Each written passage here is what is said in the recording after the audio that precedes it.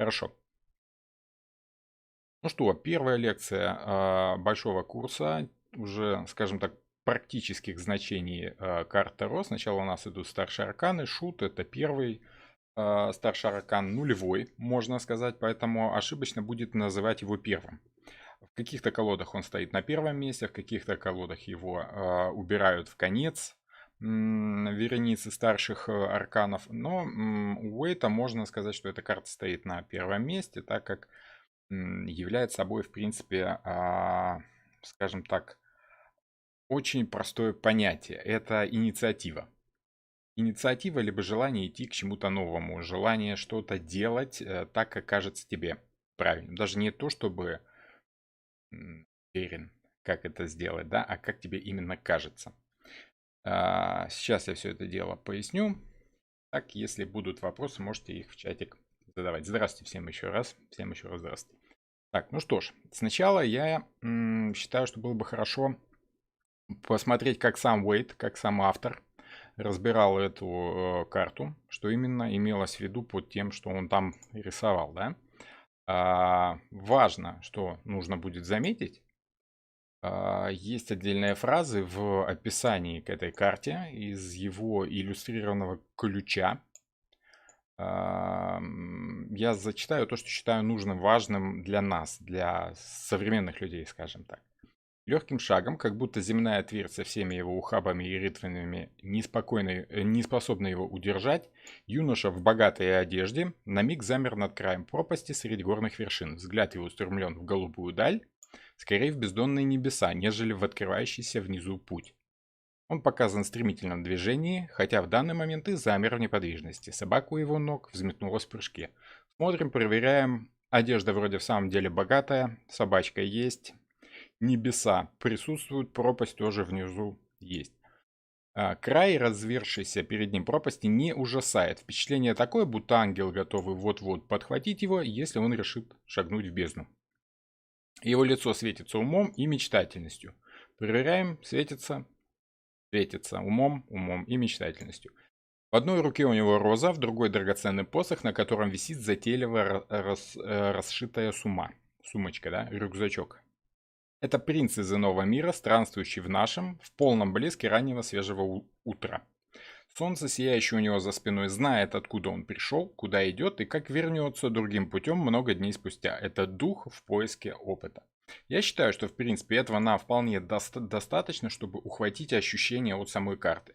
То есть зачем Уэйд писал, скажем так, свое описание к этому всему делу?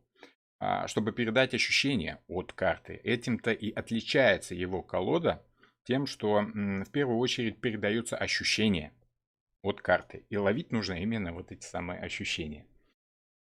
Важное, что нужно заметить, земная твердь не способна его удержать, то есть чувствуется намерение человека, да, желание что-то делать. И уговоры тут действовать особо не будут.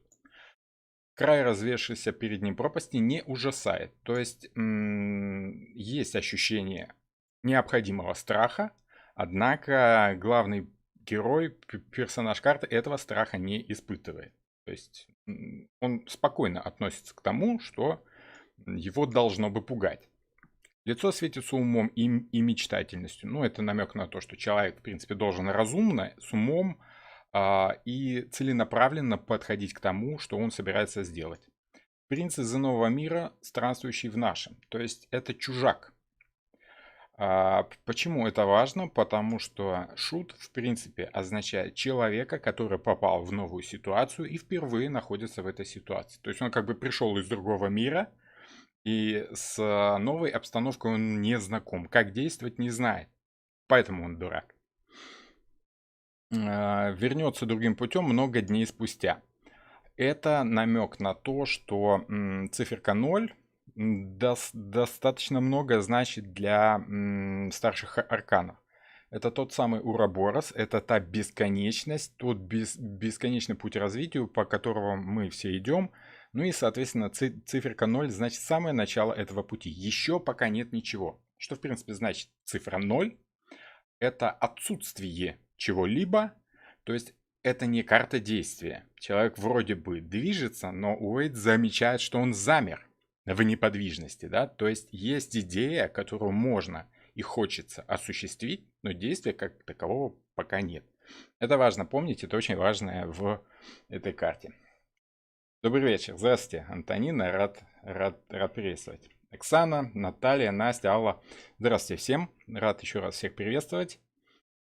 Если что, задавайте свои вопросы по этой карте. Я потихонечку буду вспоминать то, что я знаю, то, что я помню. Само собой, что все сразу так вспомнить не получится, но какой-то план я там себе составил.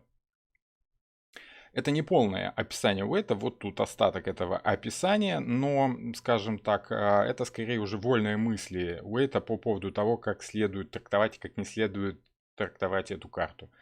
Они написаны скорее с учетом того времени, да, поэтому я не особо обращаю внимание на то, как сам Уэйт со своей личной точки зрения подает идею, да. Самое главное он уже сказал, мы это выделили и заметили. Единственное только, что я хотел бы еще заметить очень интересную фразу. Уэйт считал, что старшим арканам изначально не было места в искусстве гадательных игр, где карты используются как фишки с заранее заготовленными текстами. То есть он отделяет старшие арканы и всю эту колоду от гадательных игр, скажем так, где просто вот есть заранее заготовленное значение, которое вот выпало, и ты просто его используешь, читаешь, да. Он считал свою колоду все-таки умением разбудить в себе вот это скрытое тайное знание и использовать интуитивно, а не столько по значению. Поэтому к значениям стоит относиться с аккуратностью, и я бы так сказал, было бы хорошо по карте не только находить нужное правильное значение, правильную символику, о символике мы сейчас поговорим, сколько ощущений от карты. Об этом я говорил раньше в предыдущих лекциях. Шут карта не действие, нет. Уэйт сам пишет, он замер. То есть он находится в движении, изображен в движении, однако сейчас он ничего не делает. Ноль это ничего, это отсутствие действия.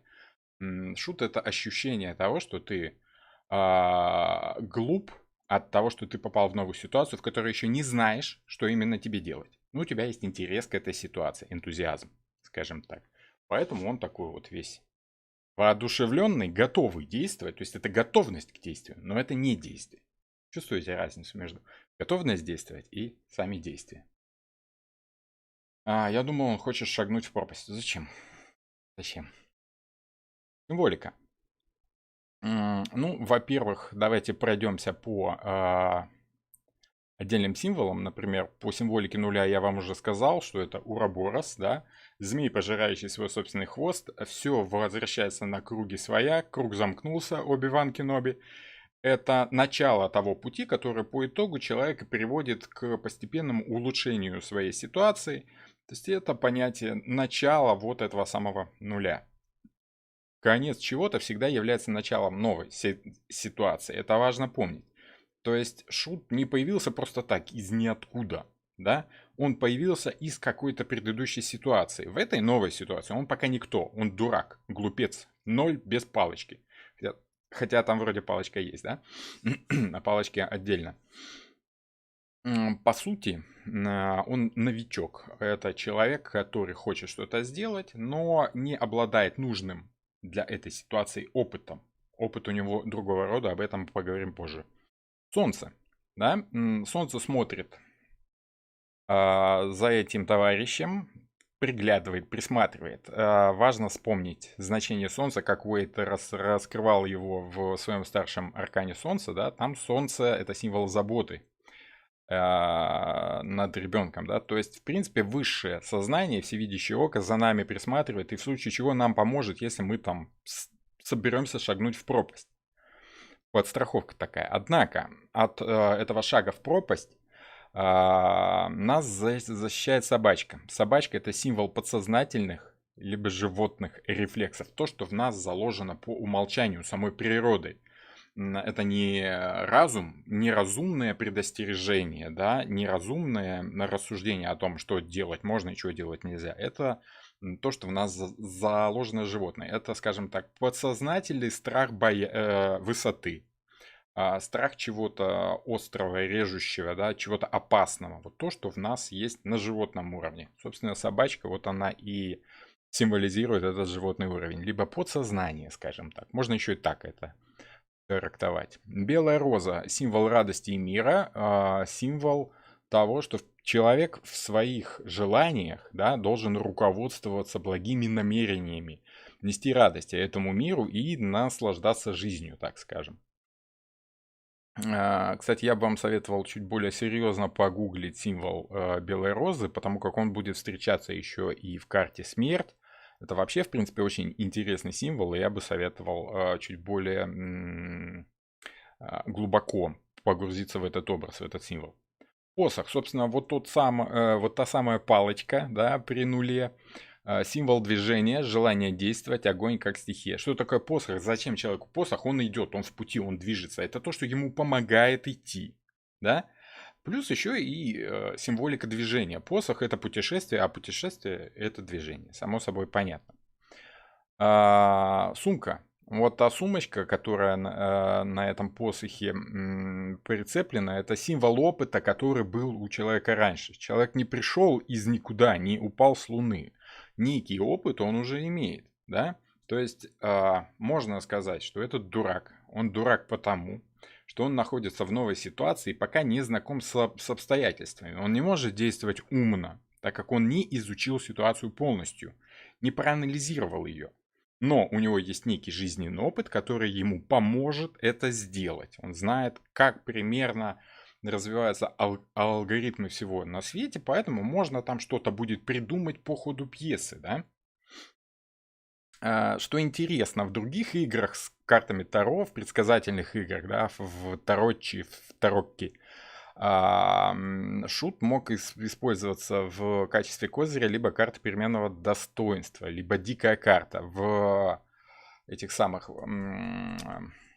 покере, к примеру, да, 56 карт, из них 54 это игральные карты, да, и два джокера там есть, черный и красный. Это то, что осталось от старших арканов в и игральной колоде. И этот Джокер, он может быть кем угодно. Его можно положить на стол и объявить его любой картой. Ну, в некоторых играх, да. То есть, в принципе, кто такой дурак? Ноль без палочки — это неосуществленные планы. Они могут осуществиться, а могут и нет. Этот дурак может стать кем угодно. Просто он пока в начале сказки, в начале пьесы. Важно помнить, что многое дуракам прощалось, да, например, шут как образ придворного шута, он обладал острым умом, просто так в королевские шуты попасть было очень сложно, ну, нужно было остро и умно шутить, но прощалось им довольно многое. Ну, что с него взять, он же дурак, да? Шутит, значит, ну, наверное, что-то в этом есть. Почему дуракам везет, допустим, да? Дуракам везет не потому, что им просто так везет. Мы с вами помним, да, из курса старших арканов, да, что колесо фортуны как символ везения. Мы с вами видим, что везения там не очень много. Это просто понимание того механизма, в котором ты вращаешься, и везет тебе потому, что ты вовремя делаешь правильные вещи. То есть в нужное время, в нужном месте человек может оказаться как случайно, интуитивно, как дурак, который еще не понимает, что происходит, либо осознанно, специально. Но тогда нельзя сказать, что ему везет. Потому как если ты знал, куда ты идешь и в какое время тебе там надо быть, нельзя считать, что тебе повезло. Можно считать, что ты осознанно, специально сделал то, что тебе нужно. Поэтому, ну, какой же ты дурак? А дурак, который якобы случайно, подсознательно оказывается в нужном месте в нужное время, не проявляет при этом признаков разума, просто вот так получилось, да, есть ощущение, что вау, ему повезло. Поэтому не замечают, что везет умным, от того, что умные специально все делают сознательно, а дураки, они делают просто так, им якобы просто везет. Действия-то одни и те же, в принципе, просто в этом случае интуитивные действия, скажем так. Вот, так что в этой сумочке это тот накопленный опыт, который был у человека до этого, да, то есть карта шут может выпасть на 40-летнего мужика, который оказался в какой-то новой ситуации, ну, допустим, родился ребенок в семье, да, отцу 40 лет, он впервые сталкивается с тем, что вот ребенок, да, что с ним делать, да, ну я полный дурак, я в этом полный ноль, что с этими с ребенками делать, вообще непонятно. Но у него есть некий жизненный опыт, который поможет ему научиться, как справляться с этой новой ситуацией, да, там ставить будильник пораньше, да, либо выключить этот будильник, либо еще что-то такое. Ребенок обкакался, да, что делать? Ну, я там слышал, где-то раньше слышал, у меня есть опыт, я слышал, что есть такие штуки памперсы, да, можно съездить в магазин, у меня есть опыт хождения в магазин, я могу сходить в магазин, купить памперсы и решить проблему. То есть смотришь уже и не такой дурак. Да? То есть предыдущий опыт помогает разобраться с новыми проблемами. Поэтому дурак и не боится того, что он чувствует, что некий накопленный опыт есть. В случае чего как-нибудь там по ходу пьесы разберемся. Вот. То есть ощущение такой как бы чуть-чуть наивности, да, ну, что, как делать, не знаю, ну, как-нибудь сделаю, да, что, первый раз, что ли. Вот. Вот такие дела пироги. Хорошо, мифология. Вот это очень интересно, так как всегда ли у дурака есть опыт? Да, в любом виде, в любом роде. Ноль– это условное начало. Сама символика нуля– это продолжение чего-то того, что было уже. Ну, просто как бы заново, да? То есть ребенок, если он рождается, да, ну вот сейчас самый-самый дурак, нулевой, это новорожденный ребенок, да? Но у него в генах уже заложен опыт предыдущих поколений, которые прорабатываются на уровне рефлексов. Он рефлекторно знает, как дышать, рефлекторно знает, как ручки-ножки там что-то там, это самое, да. Основные функции организма у него работают, потому что предыдущие поколения научились, накопили этот опыт функционирования в физическом мире. Поэтому некий опыт у человека есть всегда. Вот. А, Мифология, да? Давайте по мифологии посмотрим. Очень интересная символика. Ну, во-первых, первое, что вспоминается, это, конечно же, само собой, да, Иван Дурак. Даже я картиночку такую забавную нашел, которая очень похожа. Может быть, автор и рисовал-то, в принципе, с учетом карты шут, да. Что за Иван Дурак такой? Это может быть как Иван Дурак, так и третий сын, да? Тот, который не самый умный, ему не досталось наследство, так скажем. Есть версии, что имя с эпитетом Дурак– это специальное имя, оберег, да? Ну, мол, типа, что с него взять, раз дурак, значит, можно мимо идти.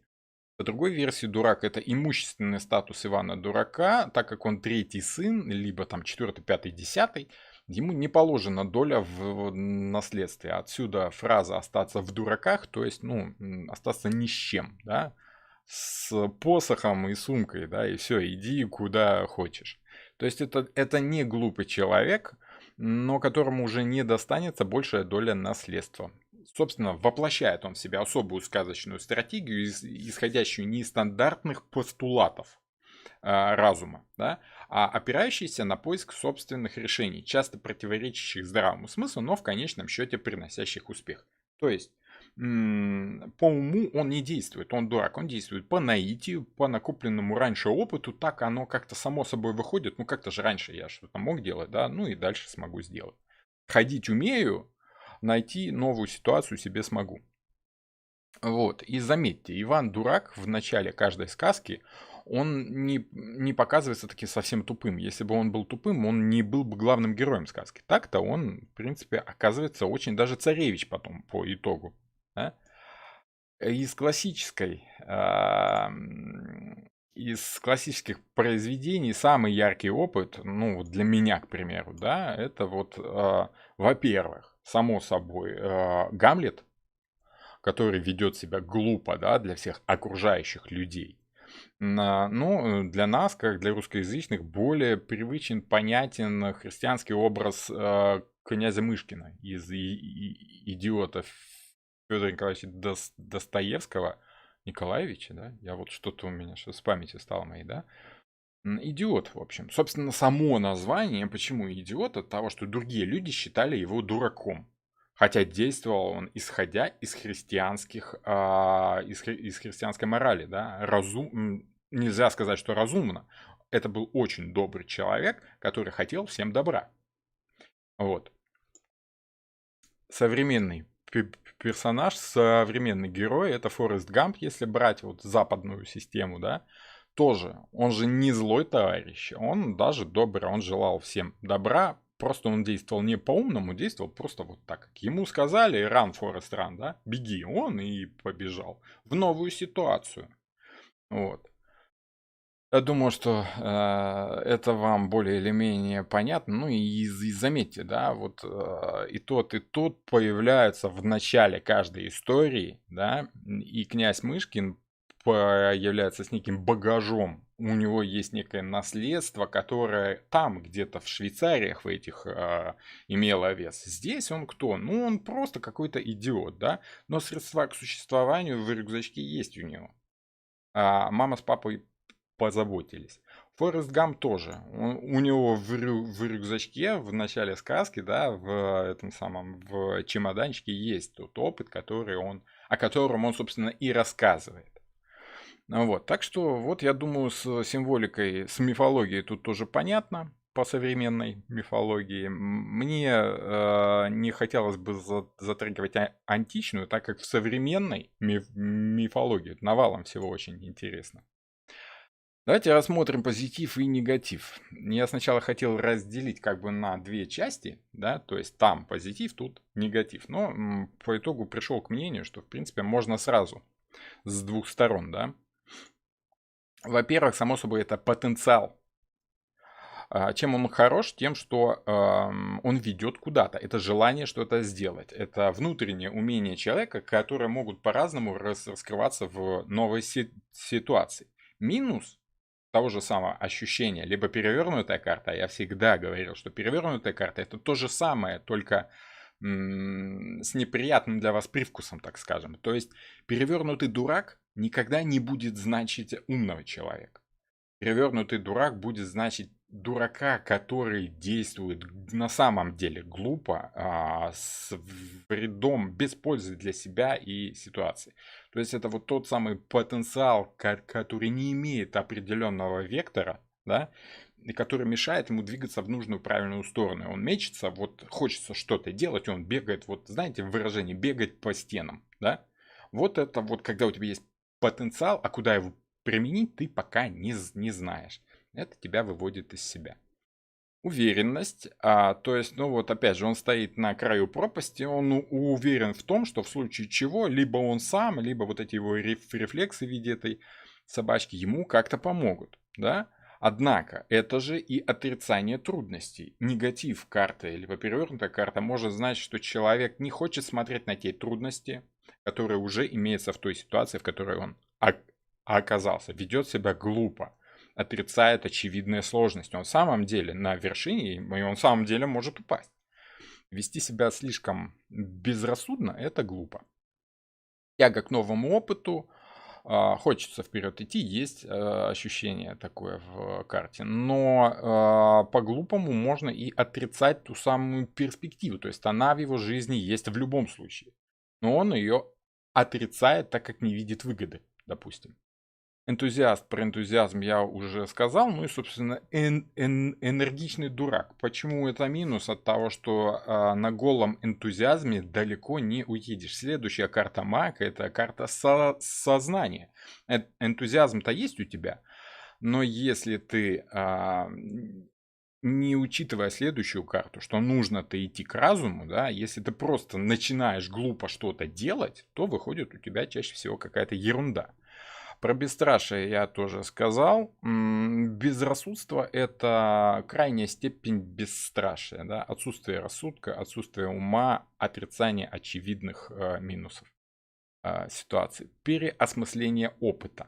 Теперь, значит, эта карта, значит, кроме того, что человек имеет некий опыт, да, ему в этой новой ситуации предыдущий опыт по-старому применить нельзя, иначе он бы действовал просто. Ну вот я знаю, как это делается, да, я раньше делал, я буду делать по уму. Дурак не делает по уму.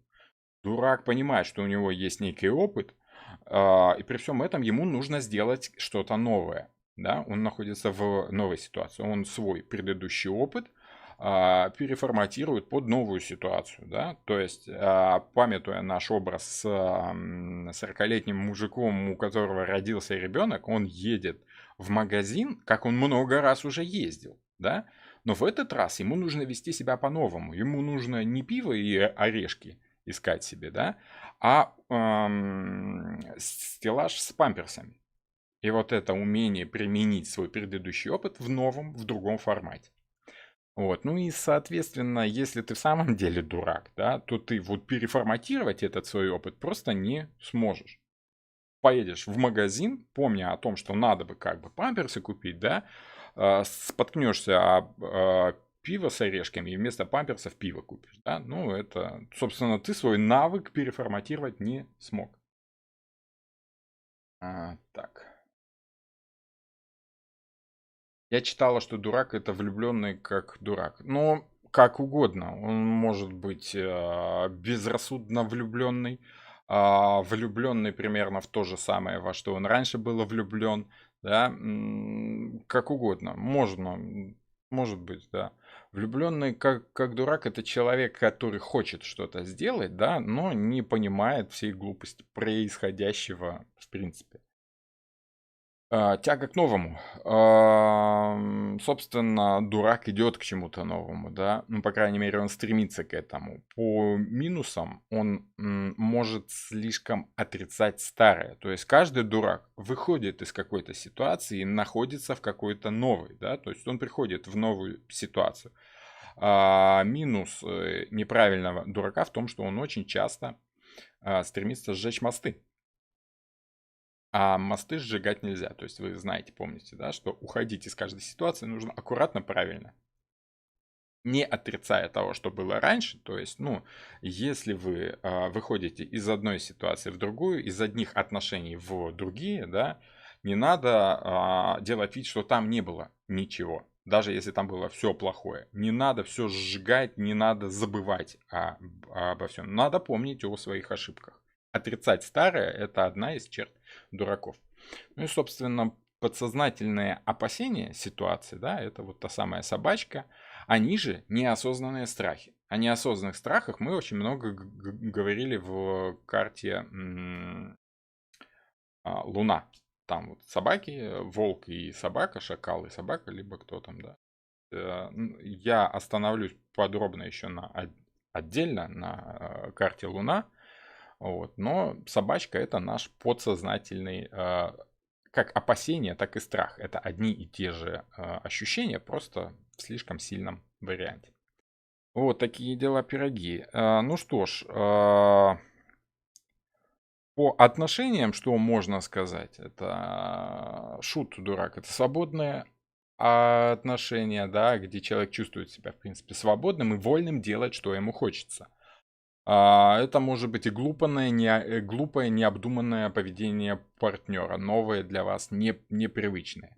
С одной стороны, это как желание получить новый опыт с новым человеком, вот, и при всем этом смирение, потому как смирение это то, что тянется из какой-то завершившейся ситуации, да. Человек понимает, что раз есть новая ситуация, нужно учиться чему-то новому. Что там мучиться, нужно учиться, да.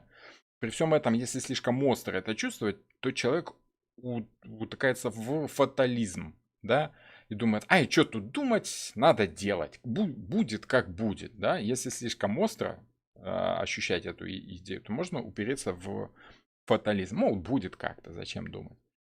Доверие. Доверие ощущаться может в отношениях, потому как дурак тут доверяет самой ситуации, доверяет своей интуиции, доверяет этой самой своей собачке, своему собственному опыту. Минус вот такого доверия – это, конечно, излишняя доверчивость. Глупый как дурак, вот поэтому можно влюбиться как дурак, да, потому как человек слишком доверяет своему новому партнеру.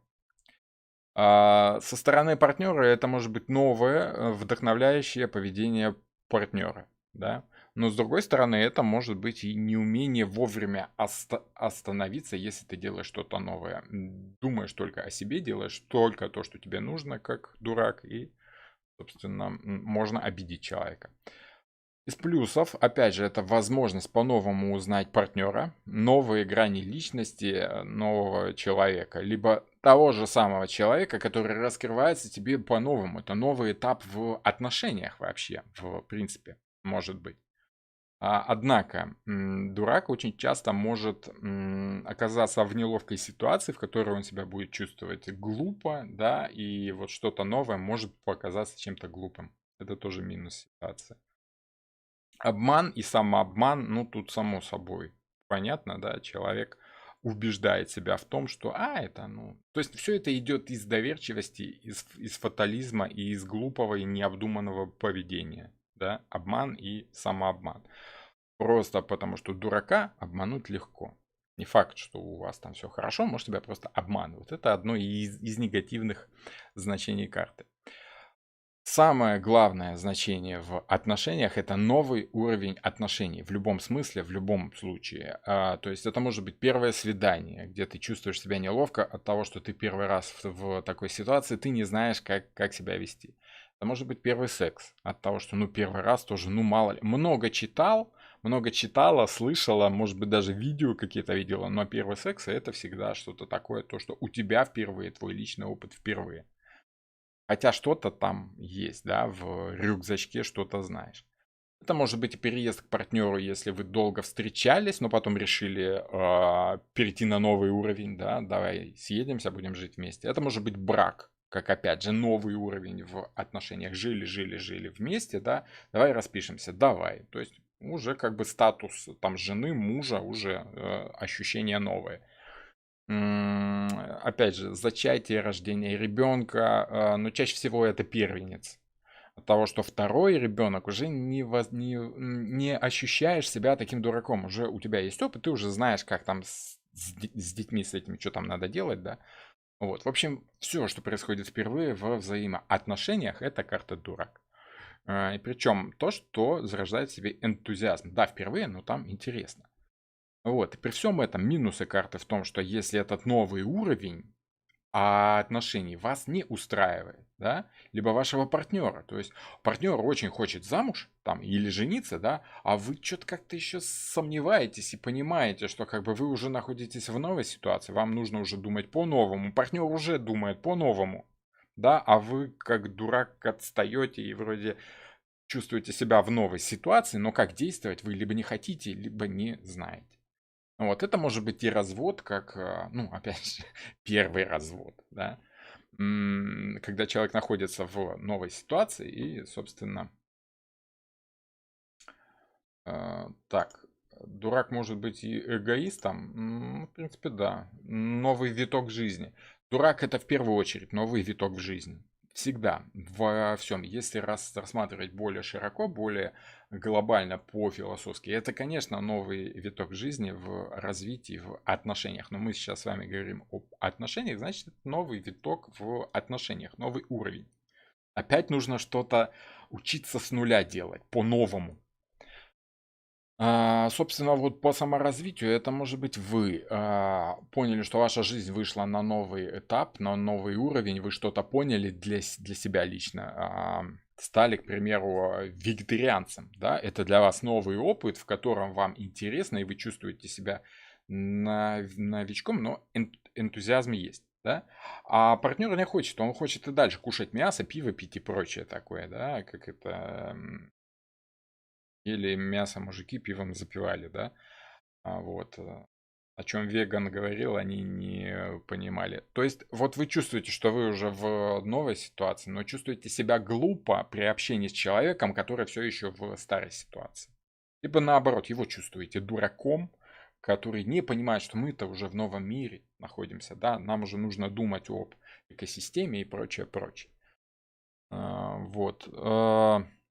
Ну и, собственно, что хорошо в дураке, это попытка все-таки улучшить себя ради другого человека. Тот же самый мужчина может сказать: дай-ка я тоже откажусь от мяса, пива, там, сахара, всего этого вредного, чтобы вот тоже подняться на твой уровень. Он себя будет чувствовать глупо, дураком в какие-то первые разы. Дальше будет получше, полегче. Ну и, собственно, еще из минусов это новая реальность, в которой хорошо себя чувствует только один из партнеров. Это то, о чем я уже сказал. То есть, собственно, вот такие плюсы-минусы во взаимоотношениях. Вот, еще у нас есть работа либо социум. Сейчас уже проще, я думаю, да, идет легче, от того, что мы, в принципе, карту-то уже прочувствовали. Оля, здравствуйте. Здравствуйте, Ольга. Здравствуйте. Собственно, по работе и социуму. Энтузиазм, в первую очередь. Да, вы находитесь на новом рабочем месте, вы перспективный новичок, начинающий сотрудник, даже если у вас есть некий опыт работы, да, но вы на новом месте, либо у вас там новый этап в карьере, да, вот вас повысили, вы впервые чувствуете себя управленцем, да, впервые вам дали команду там из 3-5 человек, управлять. Ой, страшно, я первый раз, как отдать приказ, ну, все бывает первым, да.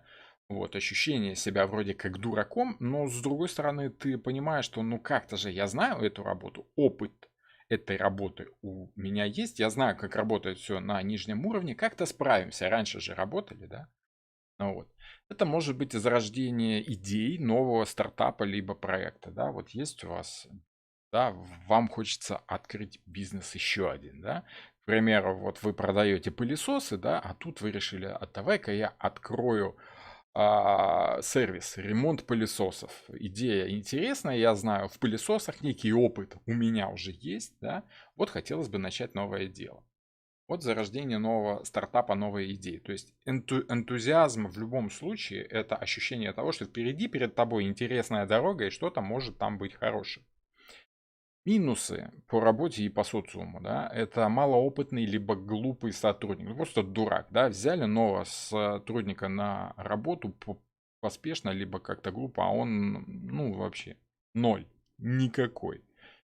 Перевернутая карта, если вы работаете с перевернутыми картами, очень часто может значить, ну, какую-то глупость такую. Непрофессионализм, да, неуверенность вот в той ситуации, где вас повысили, да, я уже сказал об этом, а вы чувствуете себя, да ну, какой я начальник, мы же только вчера с этими же людьми там чай вместе пили, да, а тут я им приказываю. Вот как-то так я себя глупо чувствую, да, в новой ситуации, опыта мало. А, Открытие нового проекта при недостатке из знаний, да, есть у вас, ну вот, к примеру, те же самые пылесосы, да, вот просто не так давно был случай именно у клиентки. М, Вот продаете вы пылесосы лет 5-10, да, и вы желаете открыть новое дело, стартап, да, по ремонту пылесосов. Все нормально, все хорошо. Но если вы пытаетесь открыть стартап по ремонту айфонов или телефонов или чего-то еще там, то это будет не очень умная мысль, так как, да, дело для вас новое, вы в этом деле дурак полный, да, но при всем этом вы абсолютный ноль в этом всем. Потому как пылесосы к айфонам мало имеют, ну, общего, да, поэтому, ну вот если вы не учли, что у вас недостаточно опыта для того, чтобы впихнуть себя в новое дело, то может быть минус. Здравствуйте, благодарность за школу Таро, очень интересно, с фильмами, сказками, сериалами, вообще супер. Хорошо, будем наращивать, будем наращивать.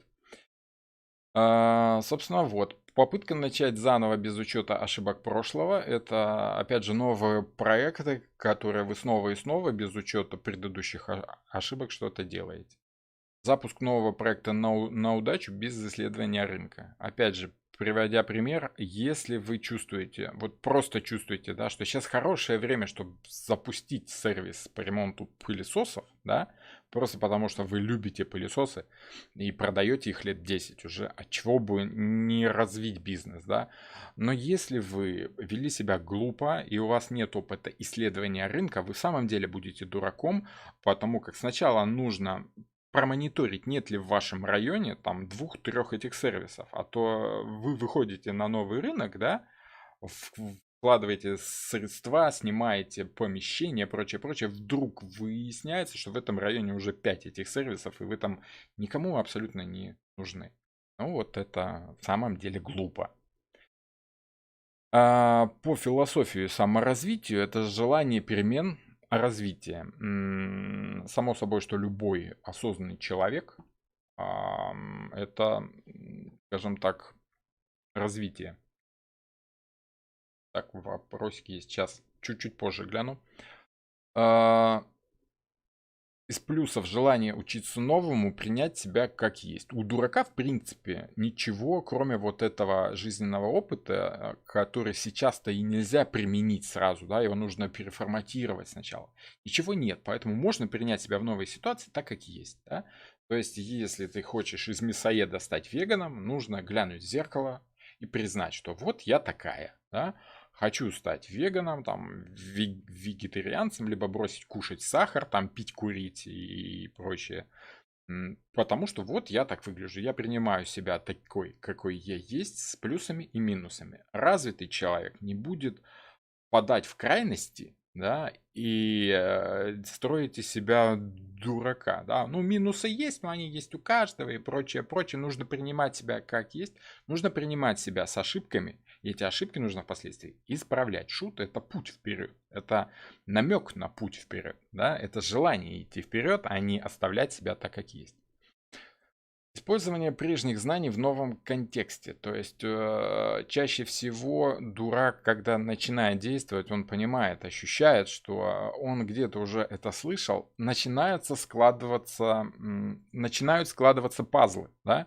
То есть, когда человек уходит в повышение своего философского уровня, либо там в эзотерику, да, либо в еще что-то такое, расширяет свой мироощущение, да, внезапно он сталкивается с тем, что он про это уже где-то там слышал, там читал и там читал. При переходе на новый уровень кусочки пазла подтягиваются из вашего прошлого сами. Вдруг человек, не понимая того, что он уже что-то знает, начинает находить это в своей собственной жизни.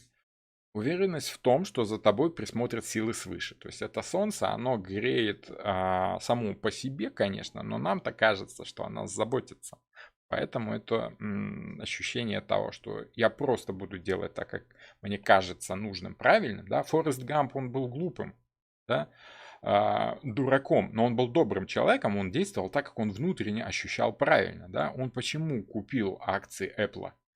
Не потому, что он продумал, да, что Стив Джобс там выдумает iPhone, да, он просто, ему логотип Apple понравился, он яблоки любил, ну и вложился в акции яблока, да, по итогу стал богатым человеком. Вот, это ощущение того, что ты делай так, как тебе нравится, а там сверху рассудит. Умение прислушаться к собственным опасениям — это вот та самая собачка, да, то есть нужно слушать, ощущать. Если тебе что-то нравится, значит, это для тебя лично правильно. Если что-то не нравится, ну, значит, зачем себя мучить, да? Ну и само собой в саморазвитии, в мироощущении очень важно ощущать, что ты постоянно повышаешь свой уровень. Чувствую, что, ага, у тебя новый опыт, ты все время в чем-то растешь. Умные люди сказали хорошую мысль, что чем больше я знаю, тем меньше я знаю. То есть они понимали, что сознательно нужно становиться дураками, не бояться нового опыта, идти в новое, чтобы развиваться.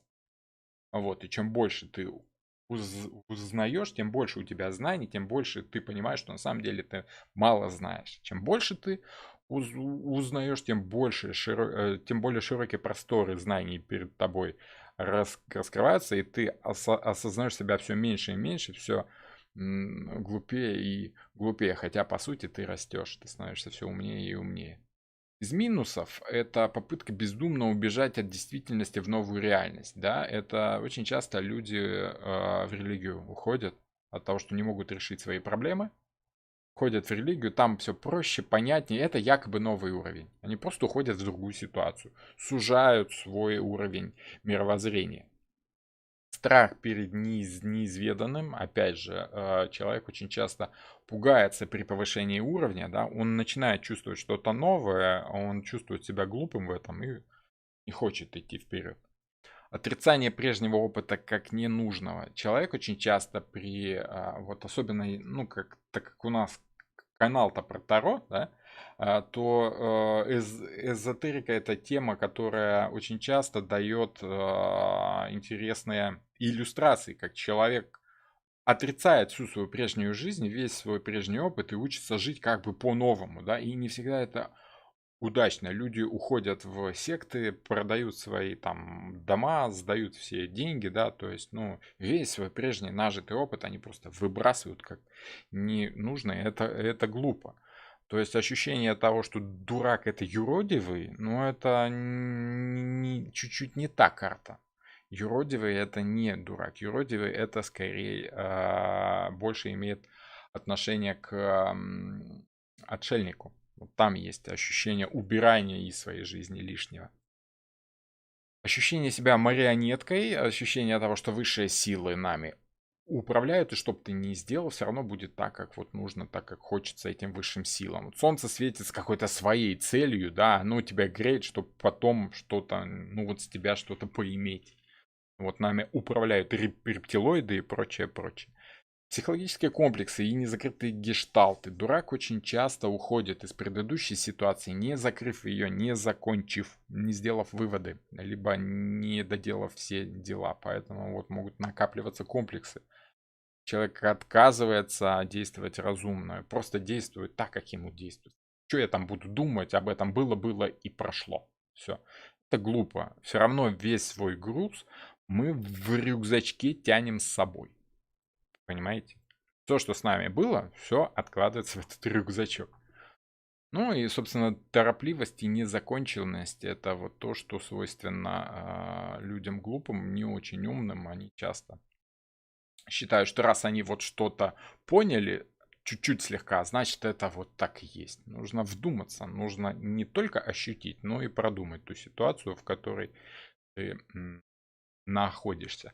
Дурак может быть связан с психическими отклонениями? Да, может быть. Это, ну, одно из самых простых, самых очевидных значений. Я об этом даже не говорил, так как, во-первых, я не рассматриваю здоровье, в том числе и психическое, да. А во-вторых, ну, тут очевидно, дурак, да, и так, вполне, а почему нет? А, в ваших раскладах были интересные интерпретации дурака? Да, были. Были интересные случаи. Вот два я могу вспомнить навскидку. Женщина спрашивала в основном после клинической смерти такое бывает очень часто. Человек сталкивается со смертью и возвращается как бы заново, да, жить начинает. Может, вот было у одного мужчины, сестра жаловалась, что вот он после того, как перенес клиническую смерть, стал каким-то таким. Будет, как будет, какая разница, да, все мы там будем. Вот выпала карта дурак, причем для нее в перевернутом значении, для мужчины в прямом. То есть мужчине стало легче, он от многих своих комплексов избавился, он просто стал действовать так, как ему хотелось. Ну, как Форест Гамп. Для окружающих это было глупо, а ему было в кайф, ему было хорошо, и он действовал с легкостью. Для родных, для семьи это было ощущение того, что он с ума сошел, что зачем он так делает, они этого понять не могли. Хотя для человека, наоборот, это было, ну, ощущением свободы внутренней. И второй случай очень интересный был связан с тем, что один из моих собеседников, а я очень люблю собирать истории людей, которые перенесли клиническую смерть, вернулись неким образом. И вот он рассказывал об очень интересном посмертном ощущении. Один в один описал мне карту дурака, хотя он как бы с картами Таро ничего общего не имел, насколько я помню. Сказал, что я когда умер, я ощутил ощущение высоты. Как будто, говорит, я стою у края пропасти, и вся жизнь, она там внизу, ее не видно, но она там есть, люди там копошатся, как муравьи такие маленькие. А я вот не то чтобы в небе, я на высоте, сверху над этим всем, и у меня есть ощущение, что, в принципе, упасть туда легко, просто и даже приятно. Интересно как-то. А вот тут все просто, ясно, очевидно, такая и спокойно. нирвана или рай, да, как он бы сказал, ну вот ощущение очень спокойное. Но мне, говорит, стало интересно, а что же там внизу? Я стал фокусировать, говорит, не взгляд, а вот ощущение на тех людях, которые как мурашки там ползали. И, говорит, меня с этой пропасти вниз как сорвало, и я раз вот начал падать в эту жизнь и очнулся на операционном столе, либо где он там. Вот, поэтому вот, ну вот, он просто очень точно, ярко, слово в слово описал мое ощущение от этой карты. Вот есть пропасть, есть то, что тебе интересно, но то, во что страшновато попасть, но тем не менее хочется и стоит на чем-то сконцентрироваться, и ты уже в этой ситуации. Дурак он такой, он расфокусированный, он пока не начал о чем-то конкретно думать, он как бы думает обо всем сразу. Это отсутствие мысли, это ощущение, которого добивается человек в медитации. Вот так еще скажем. Дурак это отсутствие мыслей. В медитации человек останавливает свой внутренний диалог, убирает свои мысли. Вот. Но при всем этом у него много всего внутри. Это ощущает, просто не думает. Вот такие дела пироги. Так что я думаю... совет, да? Совет взят из книг Бансхофа. Завсегдатые моих лекций знают, что Бансхоф очень уважаемый мной таролог немецкий. Одна из фраз из его книги это попробуйте что-то новое. Идите вперед беззаботно и доверьтесь инстинктам. Они уберегут вас в случае опасности. То есть простой, четкий, ясный совет. Те, кто на Фейсбуке каждую субботу пользуются моей акцией «Карта недели», да, вот, сталкивались с этими советами. Очень дельные советы, очень люблю Бансхофа. Вот, собственно, вот вам и шут. Вот и весь шут. В прямом и в переносном значении, я думаю, что ощущения от карты вы уловили в полной мере. Поэтому, ну, вот, наконец-то я начал делать что-то по старшим арканам более подробно. Может быть, не очень коротко сегодня вышло, но я думаю, что нужно будет сократить чуть-чуть. Значит, видео из этого эфира я вырежу и сохраню отдельно, наверное, может быть, как-то. Вот. Все это будет в отдельном плейлисте еще.